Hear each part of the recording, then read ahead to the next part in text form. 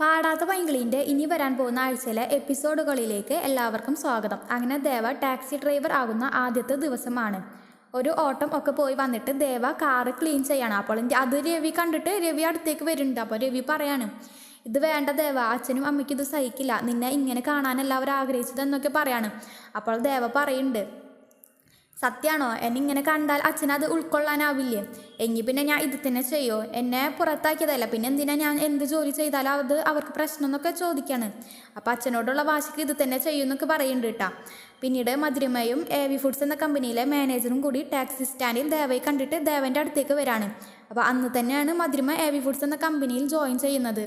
രണ്ടുപേരും കൂടെ ദേവൻ്റെ കൂടെ ടാക്സിയിൽ പോവാണ് AV ഫുഡ്സ് എന്ന കമ്പനിക്ക്. മധുരിമ ആണെങ്കിൽ AV ഫുഡ്സിൽ ജോയിൻ ചെയ്തത് അറിയിക്കാനും കൂടിയാണ് ദേവൻ്റെ ടാക്സിയിൽ കയറിയത്. അപ്പോൾ മധുരിമ AV ഫുഡ്സിൽ കയറിയതും പിന്നെ ടാക്സിയിൽ പോയതൊക്കെ ദേവ കൺമണീൻ്റെ അടുത്ത് പറയണം. അപ്പോൾ കൺമണി ദേവയ്ക്ക് വാക്ക് കൊടുക്കുന്നുണ്ട്, എന്ത് പ്രശ്നം വന്നാലും ദേവേട്ടനൊപ്പം ഞാനുണ്ടാവും എന്നും പറഞ്ഞ് അങ്ങനെ രണ്ടുപേരും പരസ്പരം സ്നേഹിക്കുകയാണ്. പിറ്റേ ദിവസം ദേവ ഡ്രൈവ് ചെയ്യുന്നത് ആനന്ദ് വർമ്മ കാണാണ്. അത് കാണുമ്പോൾ ആനന്ദ് വർമ്മയ്ക്ക് സഹിക്കണില്ല. അപ്പോൾ അത് കാരണം ആനന്ദ് വർമ്മ അമ്മച്ചിൻ്റെ വീട്ടിൽ ചെന്നിട്ട് പറയുന്നുണ്ട്, ഇതെനിക്ക് ഉൾക്കൊള്ളാനാവുന്നില്ല, ഇതിൽ നിന്ന് എങ്ങനെയെങ്കിലും ദേവനെ പിന്തിരിപ്പിക്കാനൊക്കെ പറയാണ്. അപ്പോൾ ഇറങ്ങാൻ നേരം ദേവ വരാണ് വീട്ടിലേക്ക്.